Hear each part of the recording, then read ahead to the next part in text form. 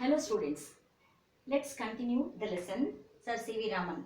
Now Cv Raman, for his school, he used to fall sick every now and then. So he was not able to attend school regularly.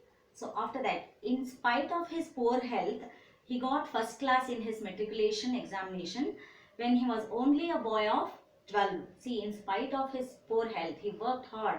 He got first class in his matriculation examination. Matriculation means 10th standard, when he was only a boy of 12.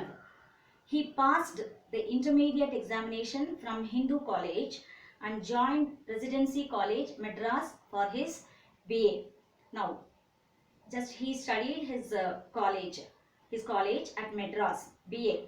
His relatives wanted him to give up science and take history and economics as his special subjects for BA. But he was fond of physics. But his relatives insisted him to take his special subjects as history and economics. But he didn't like that. Since Raman had made up his mind to study science, he took physics.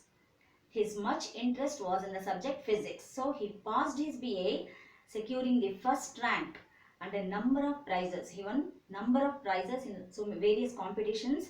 He passed his MA physics in January 1907. So he passed his MA. After his MA, Raman wanted to go to the United Kingdom for higher studies in science. He had a great ambition, but his health broke down again and he could not go. So he wanted to go to the United Kingdom for the further studies, but his health didn't permit him. This was a great disappointment in his life. He was greatly disappointed, but he didn't give up. His relatives asked him to give up his study of science and take a competitive examination in Calcutta in history and economics. Even then, his relatives asked him to give up his study of science, as they thought it would be difficult for him to study, and take a competitive examination in Kolkata in history and economics. Raman did so. He listened to them, he respected them, and he got along well with his new subjects also. He got the first place in the competitive examinations and was appointed Deputy Accountant General in 1907 at Calcutta. And he left science and he took the history and economics as his relatives had suggested, and he also did well with his new subjects. He got the first place in the competitive examinations and he was appointed Deputy Accountant General in 1907 at Calcutta. His relatives perhaps felt happy to see that Raman had settled down well in life, but Raman was not happy with his new subjects. How could a scientist like Raman put up with the life of a Deputy Accountant General?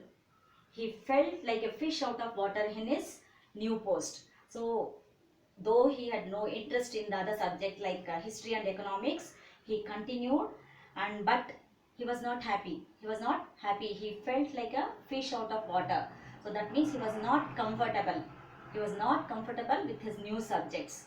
But he still had hopes of becoming a scientist and was waiting for an opportunity. And still he didn't give up. He just waited for an opportunity to become a scientist and was waiting for an opportunity. He had a firm determination to become a scientist. So he did not give hope. So let's stop here. We'll continue in the next session. Thank you.